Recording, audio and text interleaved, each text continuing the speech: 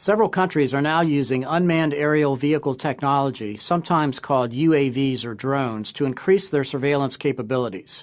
While this surveillance is useful in uncovering militant networks and other hostile activities, it can also be used to uncover intelligence operations. In this week's Above the Terror Line, we'll examine the tradecraft problems that intelligence officers face because of these surveillance platforms.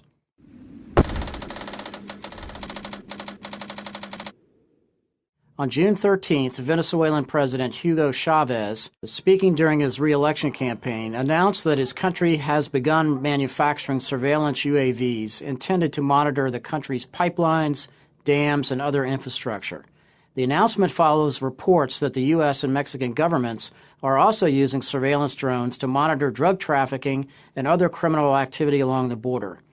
As countries increase their use of drones for surveillance purposes and drones become more available on global arms markets, there are serious tradecraft ramifications for intelligence officers. UAVs, combined with more commonly used street surveillance camera programs, can be used to surveil intelligence officers for counterintelligence purposes.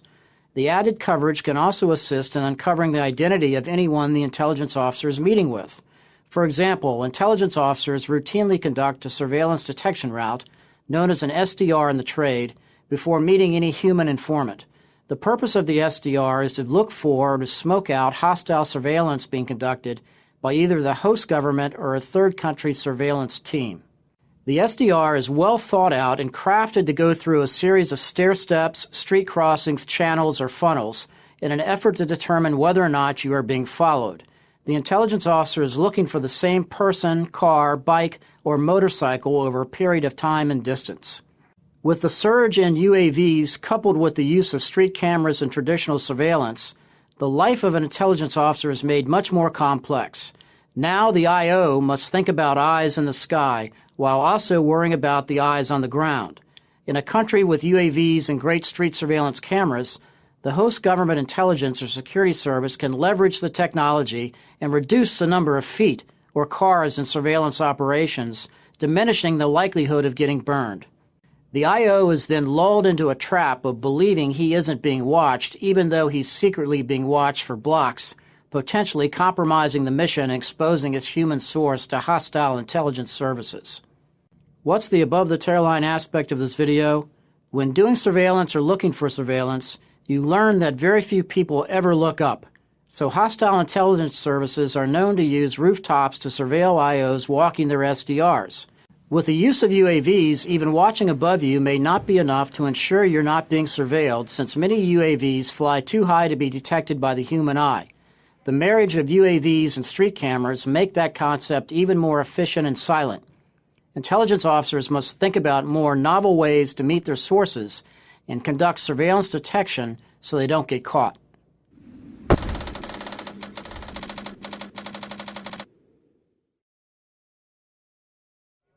On May 15th, an improvised explosive device, or IED, was placed onto the armored vehicle of a former Colombian minister. The attack killed 2 bodyguards and injured 54 people and was the first deadly political bombing in Bogota in nearly a decade. The method of attack was carefully and competently designed, but its execution was possible because of several security failures. In this week's Above the Terror Line, I'd like to show you some of the ways this attack could have been prevented.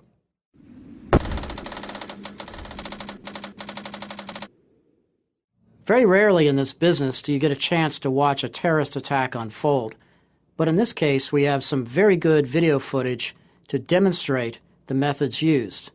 The target was Fernando Londano, a former Colombian government interior minister and now a radio talk show host.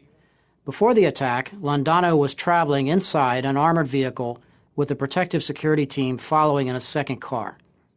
This is a traditional 2-vehicle motorcade configuration. As you see in the video, a single suspect attacker dressed in white and disguised in a long wig walked up to Londano's vehicle and stuck an IED onto the door of the car near the gas tank. A short time later, you see black smoke from the explosion and the suspect running. From a protective security perspective, the attacker should never have gotten that close to the VIP's vehicle. Walking through traffic in this manner is unusual behavior, even in a place like Bogota. The security team in the follow car should have been alert to possible attackers, identified the suspect ahead of time, and prevented the device from being attached to the car.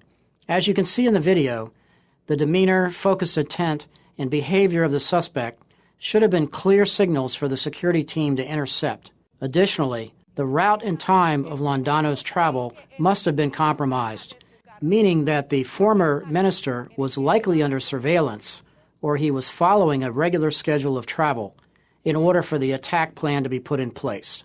Reports now say that Londano was a creature of habit, traveling from his radio show to the gym every day using the same route.